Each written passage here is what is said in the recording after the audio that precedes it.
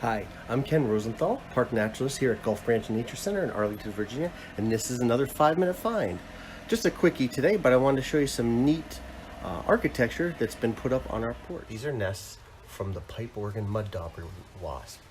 The mud dauber wasp builds these nests by gathering a mouthful of mud from a stream bed, or in our case, maybe next to the pond, and she flies the mud ball back here, where she uses it to construct these nests. You can see by looking at the shapes there, each one of those strands is one mud ball spread down to form this tunnel. And then inside the tunnel, she will lay an egg in a chamber and then provision it with paralyzed insects or spiders. And then what happens is, after a season, when the larvae hatch from the egg, they will eat all the paralyzed insects, which are still alive but obviously can't move. And then the larva will pupate before emerging as an adult. Now, hold on for a second, because I'm going to scan back here a little bit. And I'm going to move, and I don't want to make anybody sick.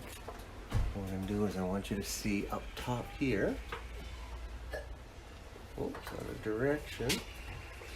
There are pipe organ nests there. And you can see on the top, some of them have holes in them.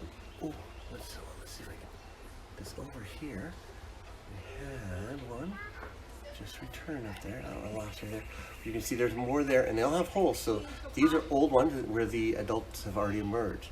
Here comes another wasp, and it looks like, oh, they're going up between the building and the roof, so they're building some up there.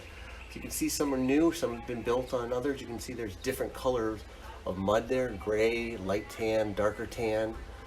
Depending on what the source of their mud is. We also have a different kind of mud dauber wasp here. These are called yellow-legged or black and yellow mud daubers, depending on the field guide you're looking at. And that's why you depend on scientific names or Latin names instead of common names. But these mud daubers here do it a little differently. They make a tube. Female makes a tube. It can be horizontal or lateral.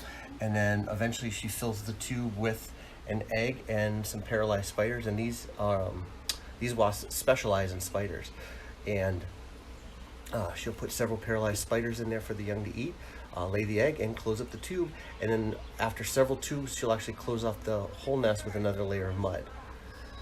Now, what's really neat about these guys is their venom is specific for spiders. So if you were to get stung by this wasp, it wouldn't be nearly as painful as certain other wasp species, especially things like the European hornet, which can be really painful, have a painful sting, is said to be 10 times more potent than these wasp stings, because their venom is specifically made for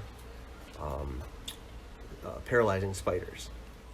Now, the activity you see here is a different species of wasp.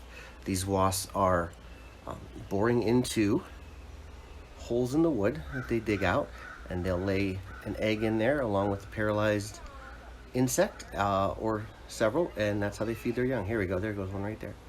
Now, they're gonna go in and go out, and there's a lot of activity here. We look up here above the crossbeam, we'll find another mud dauber nest. So you can see the big hole in that. That's where the adults emerge. So this is an old nest.